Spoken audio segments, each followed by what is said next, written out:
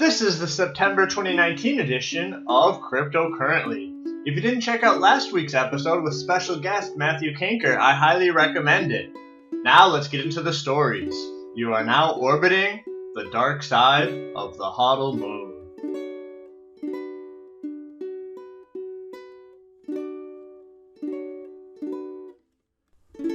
HODL Moon!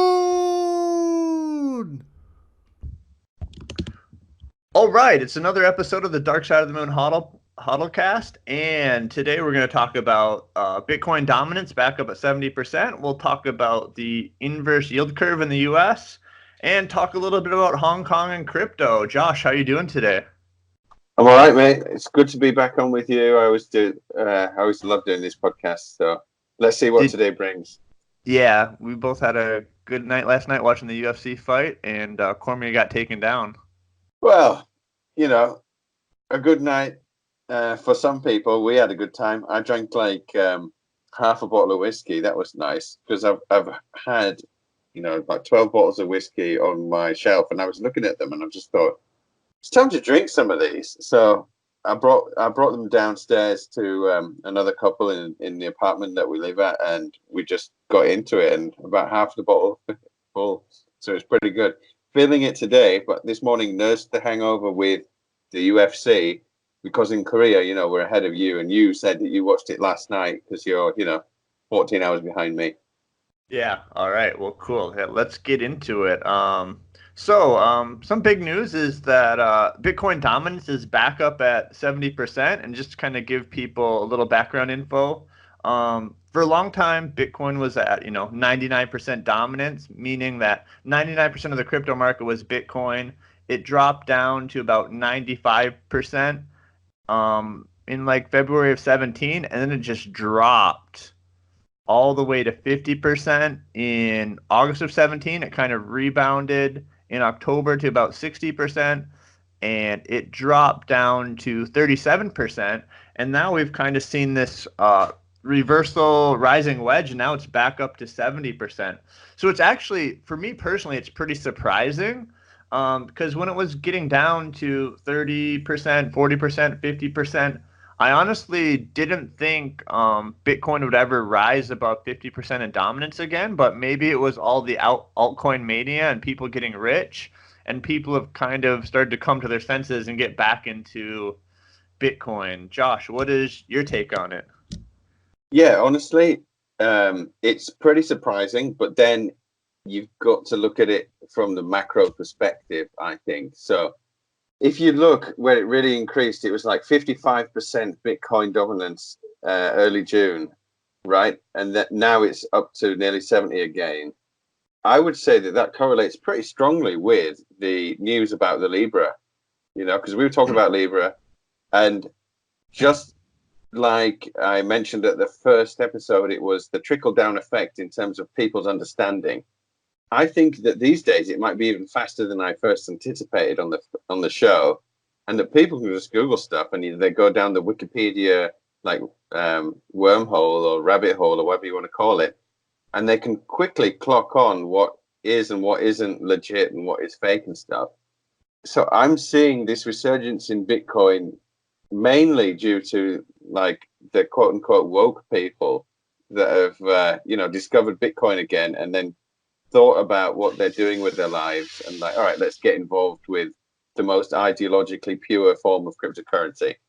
That's my take on it. And then if you look at the opposite end, when cryptocurrency markets were really pumping really strongly throughout 2017, that's when you saw the absolute dominance of Bitcoin completely get crushed.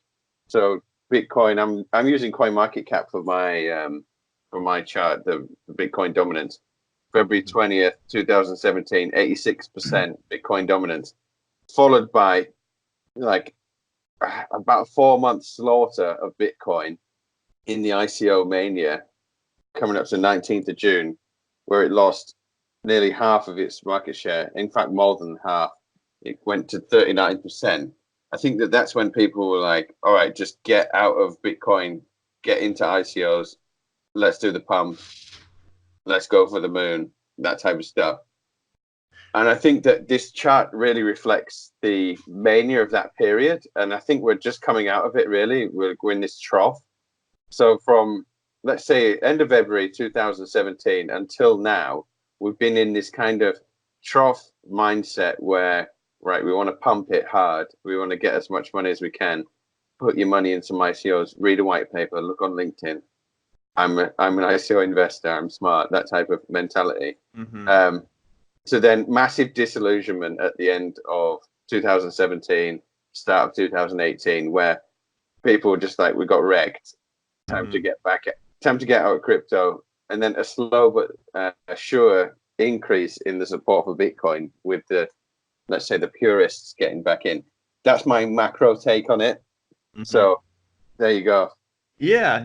Well, I think people are getting back into Bitcoin. I think if Bitcoin slows down, I think people will then deploy some of that Bitcoin into good altcoins, like fundamental altcoins. On the first page of CoinGecko or CoinMarketCap, and they'll maybe try and diversify. But yeah, I think now people are piling into Bitcoin. And you also said that you think new money's coming in. Is that just kind of your feeling, or do you have any? Have you heard that, or why do you think new money's coming in? Do you think it's new institutional investors, new individuals that are finally catching on, or? I definitely think it's new individuals, but of course the big companies have expressed a clear interest in it now with the Libra coin thing. I think it was a pivotal moment for the industry, actually, the Libra coin moment. It was great that we started our podcast with that first, because it kind of signified a new dawn in the whole cryptocurrency, markets, the way that people perceived it. It made it legitimate overnight, essentially, by the world's #1 social media site with the most amount of users, essentially throwing their weight behind a technology which very few people understood, and yet to understand, that was a pivotal moment, I think. So this is literally going to be, looking back at this, it's going to be a laugh. Like, we're going to think this is we are going to regret not putting more in, honestly. More into crypto, more into Bitcoin. Yes, we are gonna regret not putting more money into cryptocurrency than we are doing right now. When you're saying we, I hope you're not talking about you and I, because I'm all in, baby. Well, I'm talking about me personally, you, and I'm talking about like our generation, people that are woke enough to listen to this podcast. I hate that. Why am I using the word woke? But people that are, is this a word being stolen by? I don't know. It's come into my my mind frame for some reason today. Josh, I've been woke on Bitcoin since 2012, but if anything, I'm going to regret putting too much money into crypto. So don't worry about me. But yeah, everyone out there, buy some crypto, baby. Yeah. So I think this is the time. Well, there's always the best time was yesterday, and the next best time is now. So I can just see the whole way of this market going back to the pure dominance of Bitcoin, because so many companies in this space that are working to make Bitcoin a solution for its downfalls.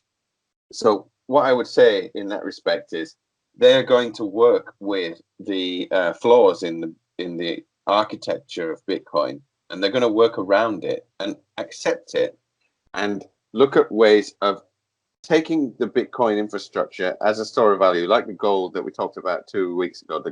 This is the new digital gold, accepting its limitations. So the limitations of Bitcoin being its slow confirmation times and fairly large fees once you do a transaction, but using it as a store of value with all of its benefits that we discussed as well, and having entire business models built upon that, on top of the Bitcoin infrastructure, off-chain, which will interact with people in day-to-day life and give people much better access to financial instruments, new modern financial instruments, loans, access to even getting mortgages off your cryptocurrency assets, things of this nature. I think this is coming in the next 15 years. I'm really excited by what's going on in the last few weeks. Yeah, definitely. Well, let's transition into how this relates to the market in general. So we'll link a couple of videos that we're going to talk about today, a Dollar Vigilante video and a video about the economic landscape in Hong Kong. So the Dow has plummeted, and the inverted yield curve has inverted for the first time since 2017, and analysts predict depression. Dollar Vigilante, Jeff Berwick, he predicts a huge depression, maybe the biggest in history. And the inverted yield curve inverting is pretty strange. So, to give you one example, the interest rate on a 1-year bond is higher than a 10 or 30-year bond. And that's usually not the case. Usually, if you have some sort of government bond or savings bond, you get a higher rate for having a longer bond. So that is the market is seeming to say that there is long-term risk in this. So it's actually, you're getting a higher rate on a 1-year bond. So that's a little strange, and it kind of means something for the market in general. Do you have a take on this, Josh? Yeah, actually, I was first alerted to this earlier on this year. One of my colleagues at a company I was working at, it's called, well, I don't know if I want to out him or not. A good friend of mine, another British guy. He is a blockchain researcher, lead developer, smart fellow, and he was basically talking about this very thing around January, February of this year, saying that we're going to see this crossover, this famous it kind of is a symbol for when a recession is about to happen, where certain bonds will have different interest rates with each other, but normally it's a predictable pattern. But once this line crosses, then it's a signifier that we're due for a recession. So I've got a chart in front of me now that you can't see, but maybe I'll copy this and share it later. And it's called the 10-year Treasury constant maturity minus 2-year Treasury constant maturity. And it's essentially a graph which shows these two links intertwining between each other. But when they cross, that's when you see also simultaneously like various economic problems. So in 2007, it crossed. In 2001, it crossed the dot-com bubble. In the late 80s, it crossed, which I'm not sure actually what that signifies. And in the turn of the 80s, it crossed as well. So some people think that there's a strong correlation between these two things. Me personally, I'm not buying into it too much because we're living in a new paradigm now. We're living in a world that isn't dominated by the United States of America anymore, although it probably should be. We're living in a world that's clown world, essentially. A lot of people are completely confused about almost everything, and so what were reliable indicators in the past, I don't think are reliable indicators now. Yeah, but that's not the only indicator. I think that's just one, but just a couple other things is that we've talked about this before. Silver's up to 17 an ounce, gold's up to 1,500 an ounce. We've had 0% interest rates for nearly 10 years. In some places, we're seeing negative interest rates. So we're seeing a lot of signals that we're living in an economic clown world. Yeah, we are living in an economic clown world. That's true. And in all honesty, as a child of a baby boomer generation, I don't really particularly mind it. I think that our generation, I'm counting our generation as the same. I believe it is. We're maybe a few years in age apart or whatever. We have a similar worldview. But I think our parents' generation were the luckiest generation to have ever lived on Earth. And many of the decisions that their generation have made have been very short-sighted ones with poor information and very emotional decision making, which has resulted in a lot of poor decisions and poor outcomes for our generation. I think that we will be the first generation in history that will have apparently less wealth, or whatever you want to call it, than the generation above, or have to work much harder in order to maintain the same lifestyle or something like that. Yeah, I think Now, in aggregate we'll have less wealth, but if you're in crypto, you'll have way more wealth than the previous generation, right, Josh?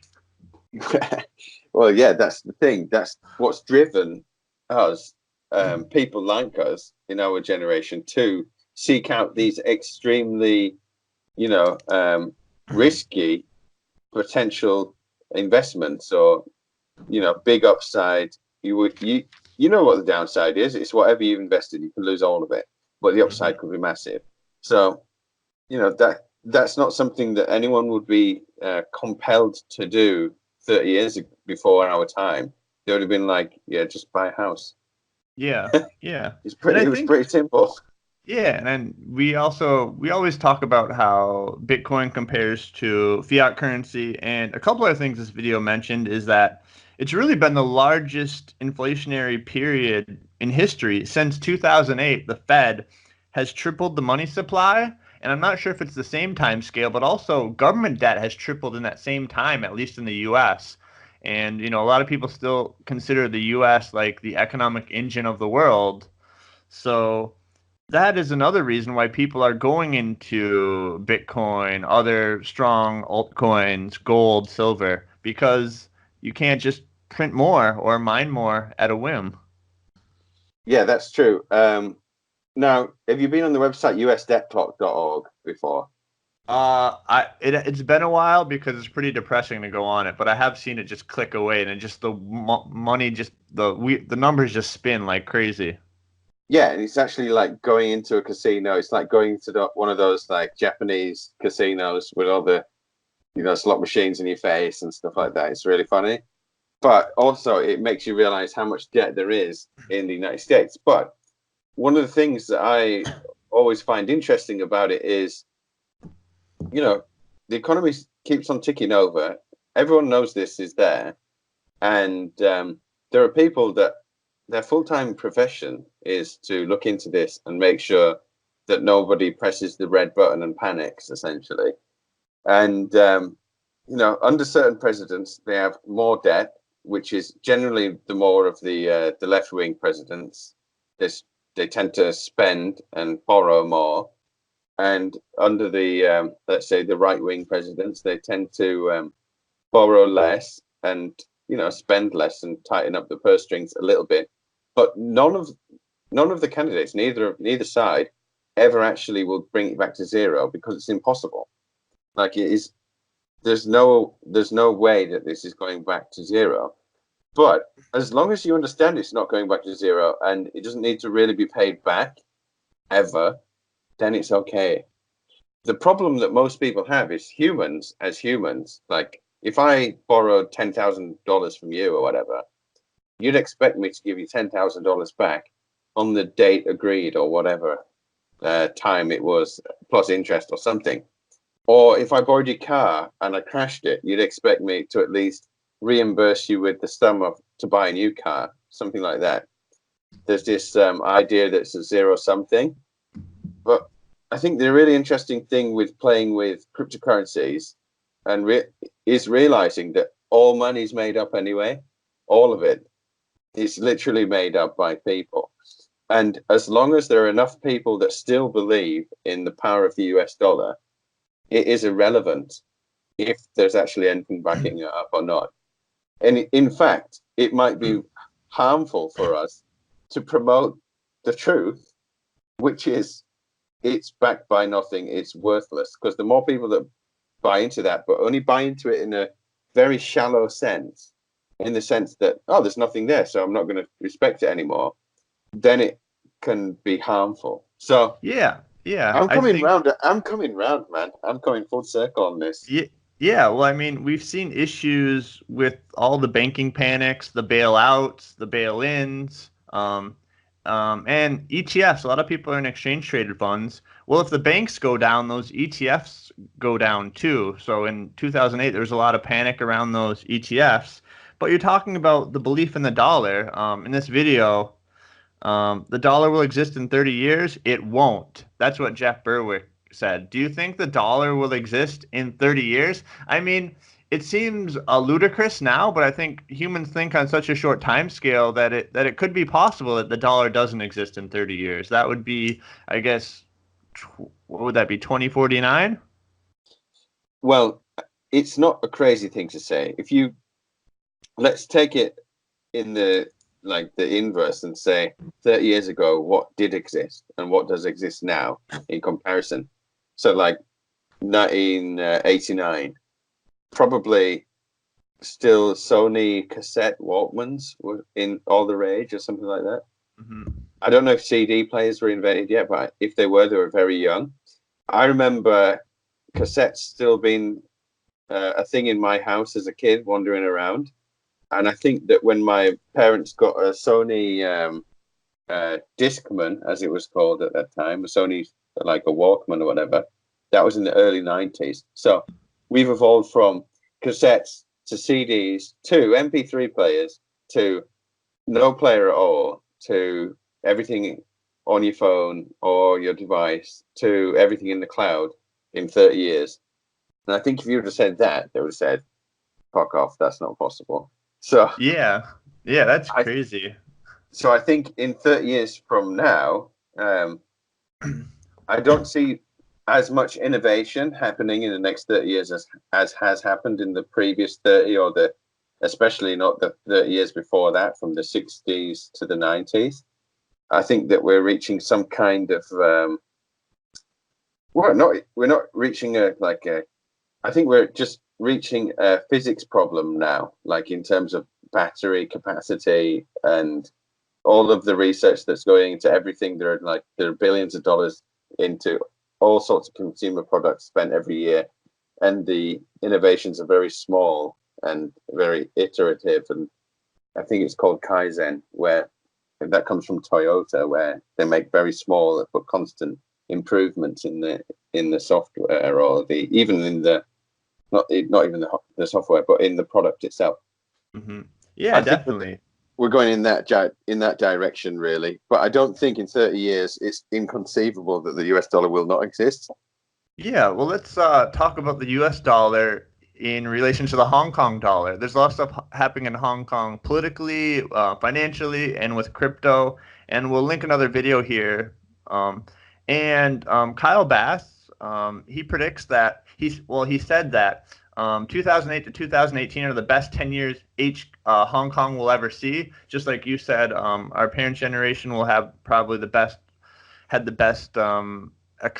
economic lifestyle, and now we're kind of regressing, and it's really a recipe for disaster. Just to give a little backstory, if you look back 36 years or more, you had the first and second opium wars. Britain ruled this for a long time. In the 70s and 80s, there's a conversation started about handing the territories back, and the Hong Kong currency declined in 1983 just on rumors of a handover. And then the Hong Kong dollar, they pegged it to the US dollar, which is a little strange considering it was a British territory. I don't know why they did that, but you still had the rule of law and capitalism, all the things you needed to succeed. So do you have any takes on that history of Hong Kong and how it's starting to change? Wow, this is yeah, of course I do have opinion, but it's pretty a shallow one, let's be honest. I'm not very well versed in Hong Kong, China, mainland relations. So I don't want to put my foot where it's not wanted or whatever. But from my limited understanding, I can see that, Hong Kong people, Hong Kongers, whatever you want to call them, people that are resident of Hong Kong, they have a different passport to mainlanders in China. They consider themselves to be different from the Chinese. mainlanders, but the Chinese mainlanders, especially the ones in Beijing, consider Hong Kong just to be another territory of China that is, inevitably going to be brought back into the mainland. So you've got two different worldviews there, and they're influenced by two very different ways of viewing the world.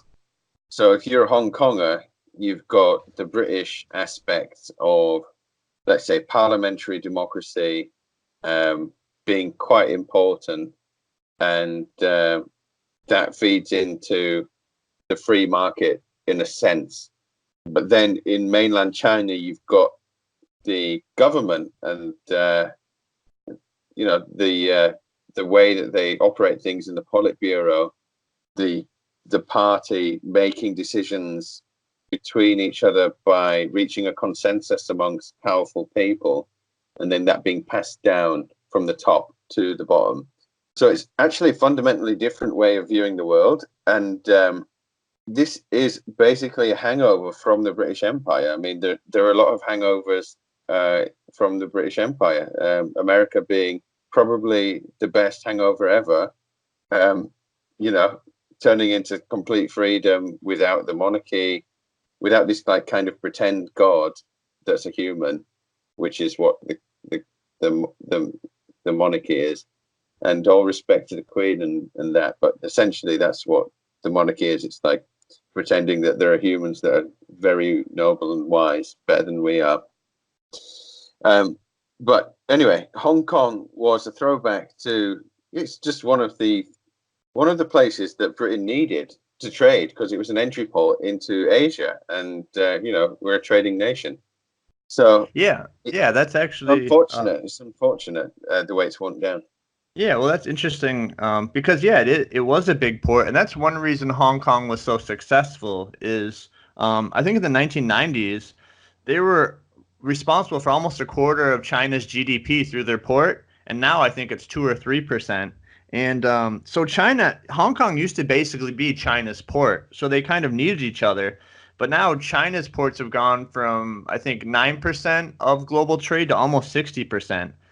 Yeah. And so I think that's interesting. And it's a hangover from essentially British. What you're saying with those statistics is that Hong Kong has maintained its like income in terms of it used to be, I think you said, what was it, 10%?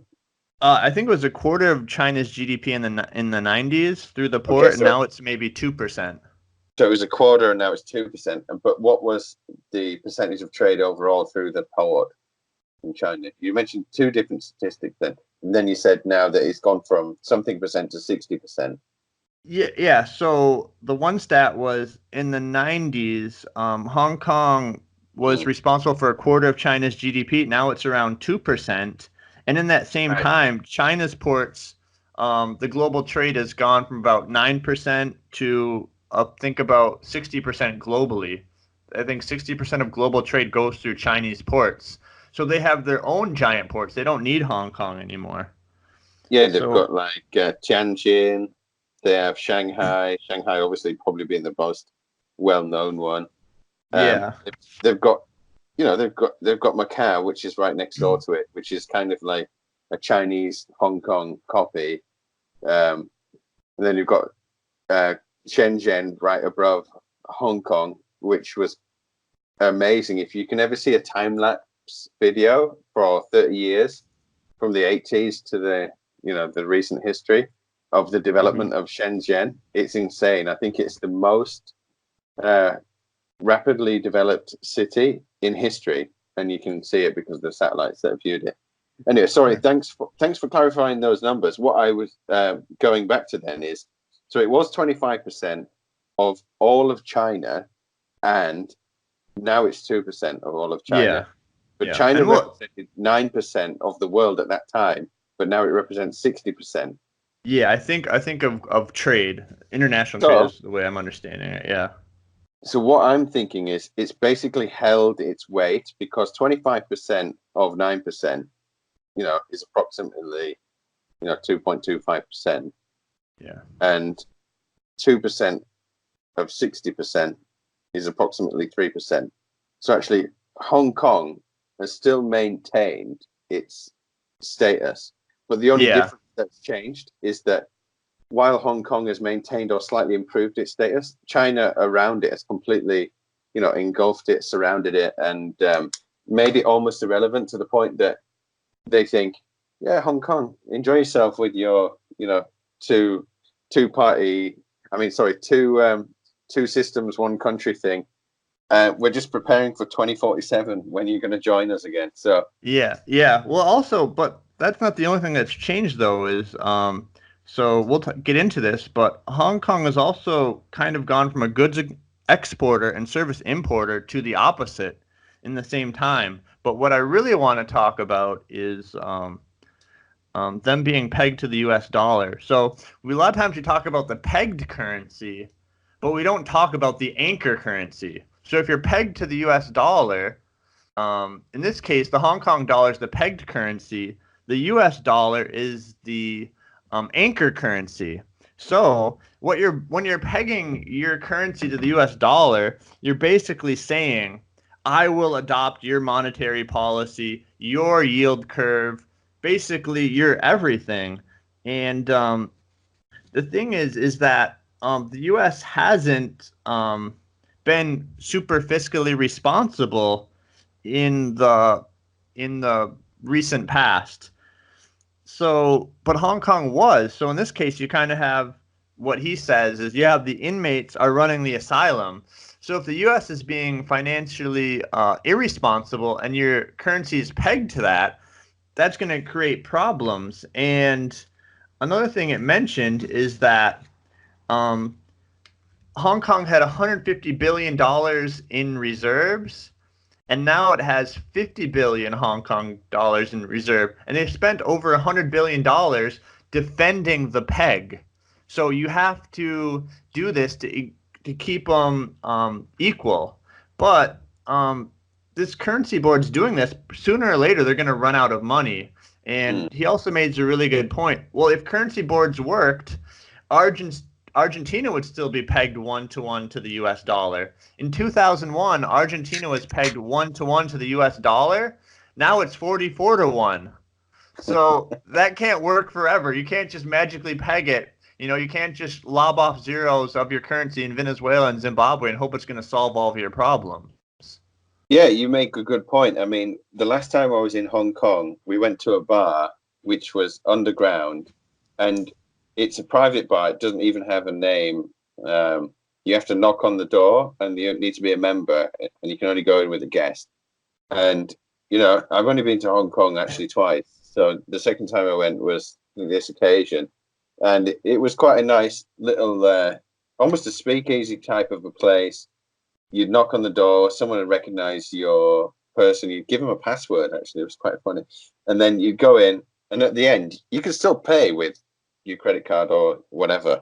And I was a bit drunk because we'd had a couple of whiskeys and stuff like that. And at the end of the night, the bill was being presented to us, and it was about 1,400 Hong Kong dollars.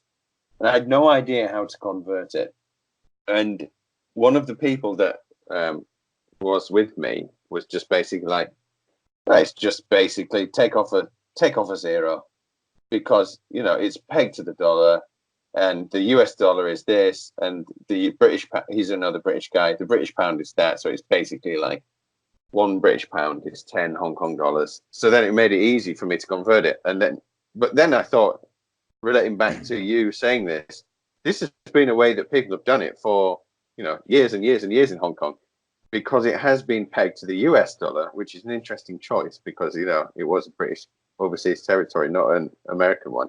But I think that was an acceptance on British on the behalf of the British that the empire was over. It was the final and most public declaration of the end of the British Empire, was giving back Hong Kong to the Chinese. And there's a great 10-minute film that you can watch on YouTube, and it details how that final evening went, where you had Tony Blair going, and Prince Charles and a few of the royal family over there, and how they were all out of there by about 3 a.m. that evening, and there were no British troops on the ground or anything like that. And it was fully Chinese by the end of that night. So, getting back to your point, it's fiat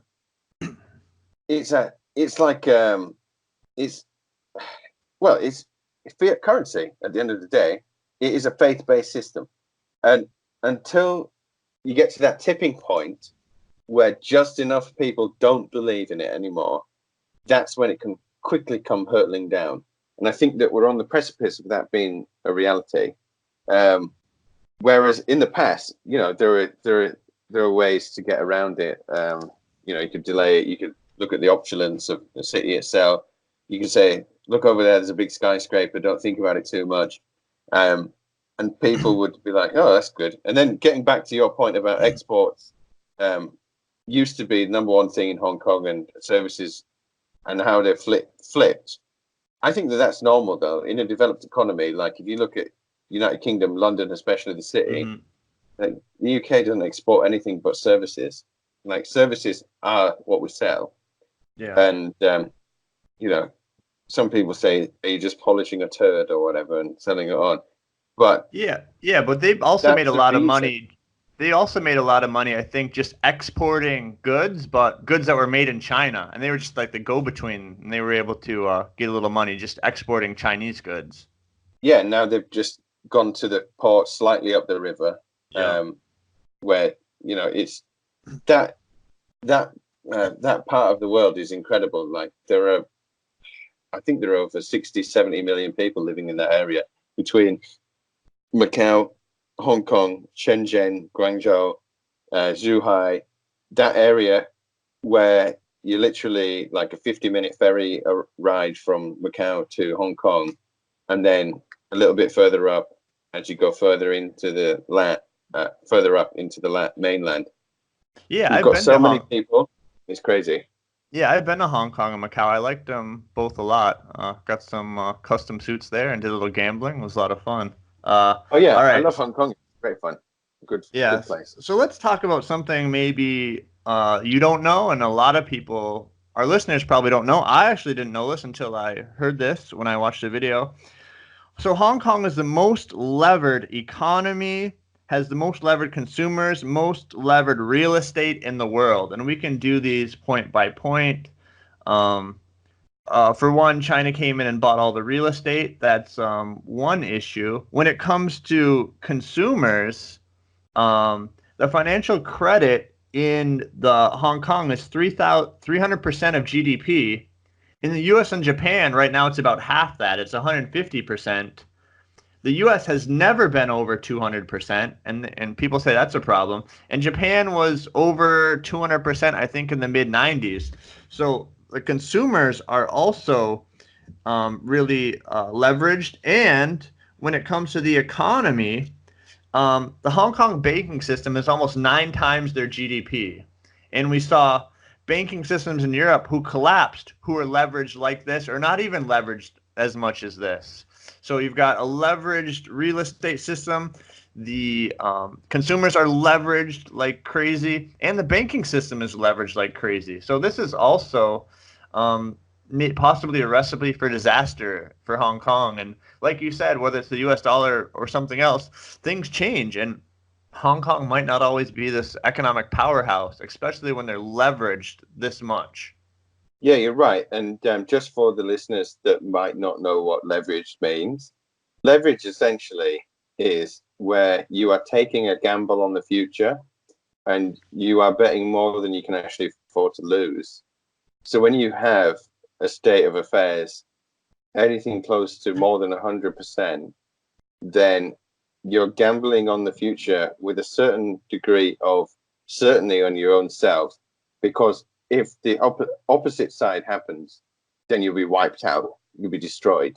So having Hong Kong at 900% means that one wrong move will wipe out that entire economy very quickly, and that's devastating. Who's going to bail out the Hong Kong banking system? The U.S., Bitcoin, the Eurozone? I don't know who's going to bail them out. Well, look, it's not going to be China, because China's also very leveraged as well. They don't have the the wriggle room to work it into any type of projections.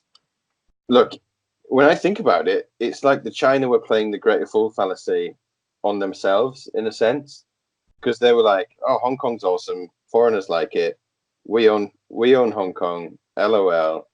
Let's put all of our money into Hong Kong. Let the stupid foreigners keep on spending their money there, and then like we'll rise. We'll rise with the tide, the rising tide, as Hong Kong keeps on growing."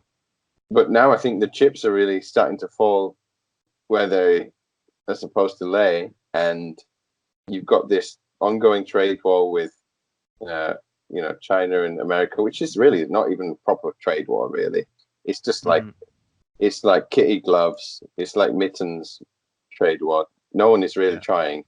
But even Trump's like cack-handed trade war attempts are killing China right now, and the Chinese they must be sitting at the room together, drinking their baijiu with the circle table with the spinning dishes.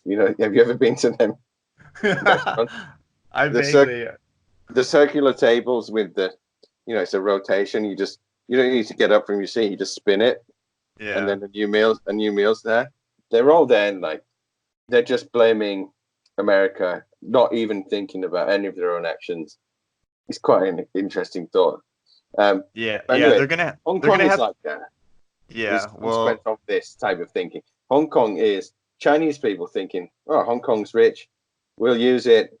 The foreigners will pay for it." LOL. Yeah. And not very deep analysis from the Chinese or myself.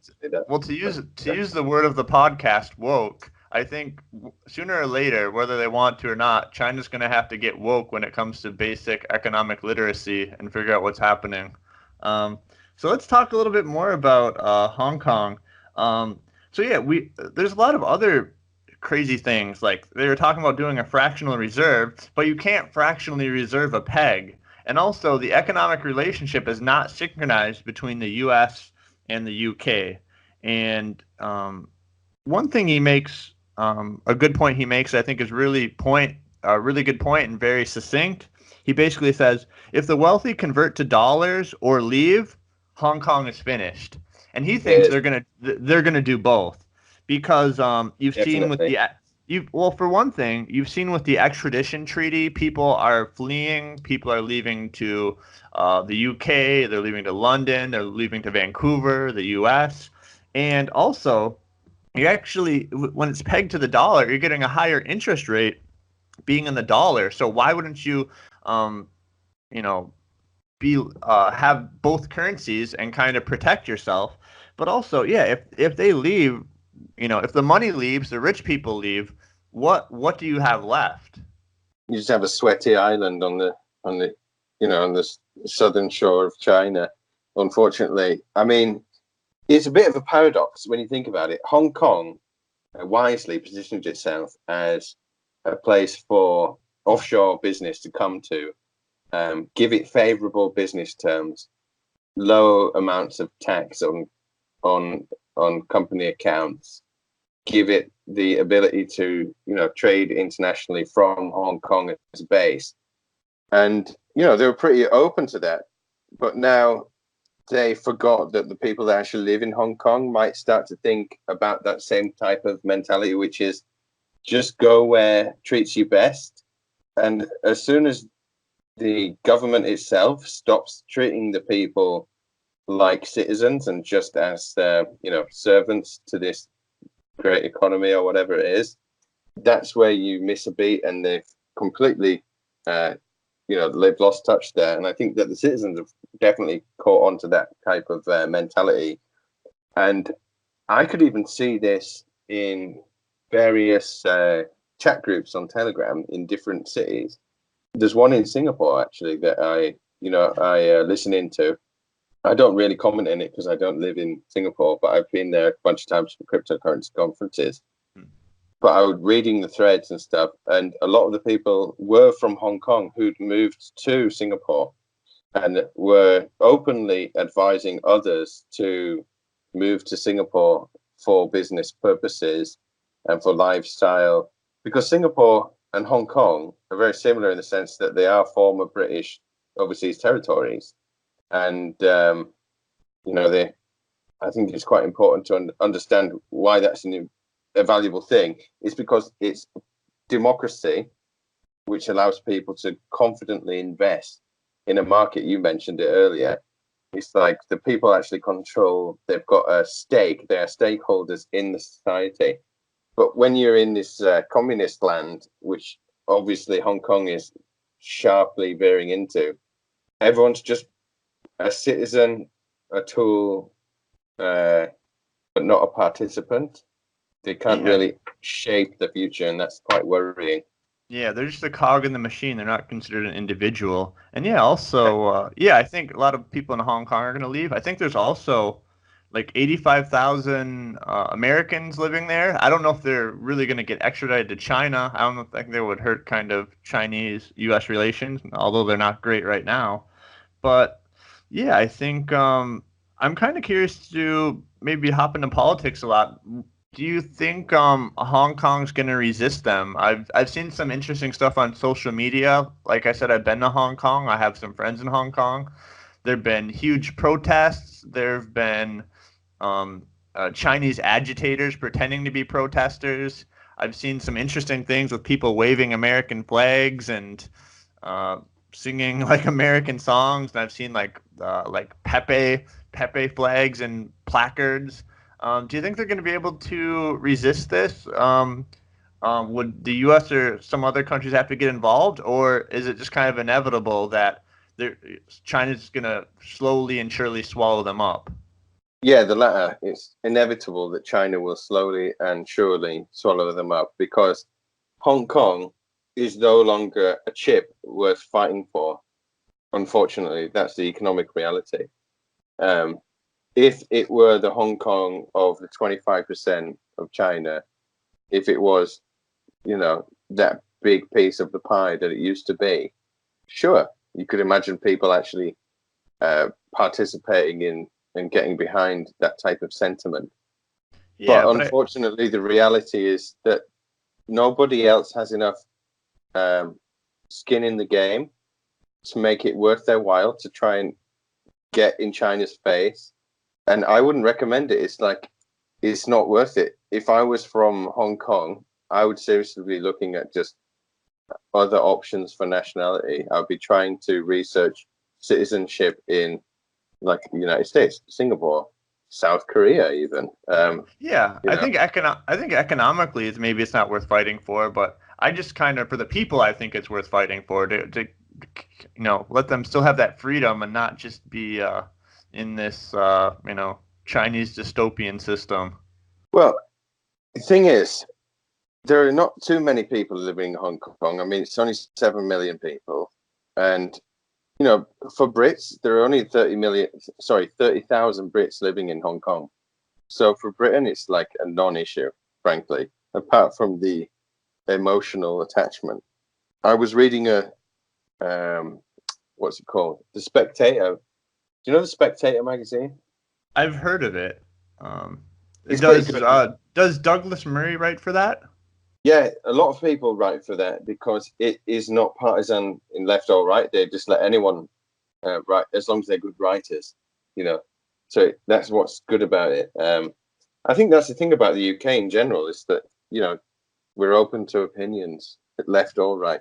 So the Spectator had a piece about how to help Hong Kong, and the piece was give them all British passports because actually that's what they are pining for, is the idea of democracy. Now, yeah, I saw a satirical website that said, "Give all the Hong Kongers U.S. passports and send all the U.S. socialists and communists to Hong Kong." Well, it could have even been the same line. It might have been Spectator USA, that one. I don't know.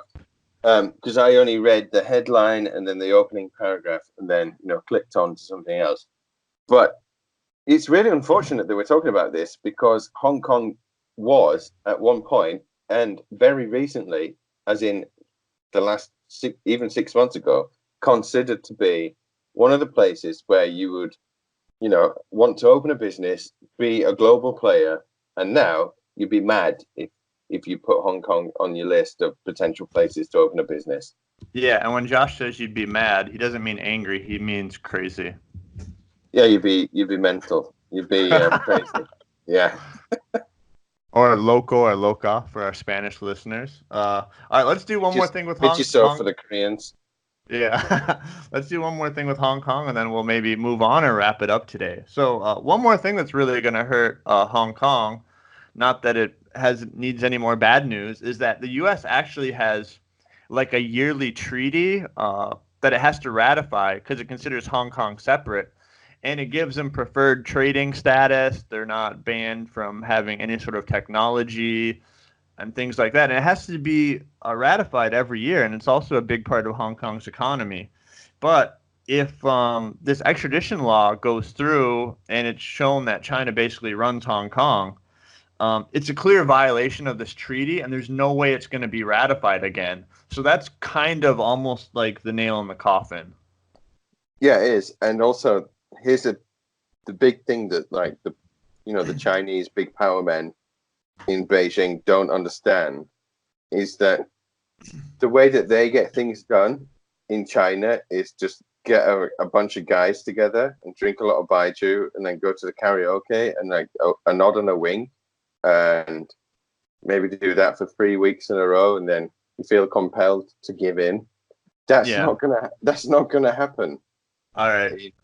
Let's this particular arrangement. So it's very unfortunate that they believe that their strategy is going to work, but it's not going to work, and it's going to be very, very harmful for people of Hong Kong. Okay, let's say I'll give you another maybe hypothetical question here. It's becoming clear that you have to escape Hong Kong. Things are closing in. There's capital controls. It's getting harder to flee. And you're a wealthy Hong Konger and you want to leave. How do you get your money out? Through the banking system with capital controls? Do you rent a speedboat and fill it full of gold, like Peter Schiff would want you to do? Or do you use Bitcoin to get your money out of Hong Kong and escape? Well, we've detailed this for quite a while now, so I would say you'd be mad not to go the cryptocurrency route, really, because you can store an infinite amount of money in your mind if you can just remember 12 words in order. So that's probably the right play because no one can. It's very unlikely that somebody's going to stop you and say, "Tell me a 12-word mnemonic phrase" on your way out through customs. But if you're carrying like 12 suitcases full of gold, they might have a word to say to you. So I would definitely suggest going the cryptocurrency route. But then it goes down, how do you actually acquire the cryptocurrency in the first place? How do you transfer your wealth from all the assets that you've got presently in Hong Kong? How do you liquidate them and turn them into crypto? That's the issue. There's probably money to be made right now.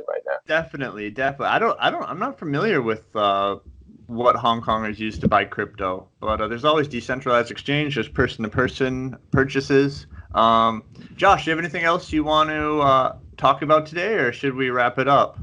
Yeah, we can wrap it up, man. I think we had a good rant today. All right. I think me and Josh are in agreement that if you're in Hong Kong, you might want to think about getting out. And if you happen to get out and flee to Providence, I hold a bi-weekly meetup where I talk all things crypto, and I can get you started on the right foot here doing crypto stuff in Rhode Island and Boston and New York. Until next time, we'll see you guys on the dark side of the HODL Moon.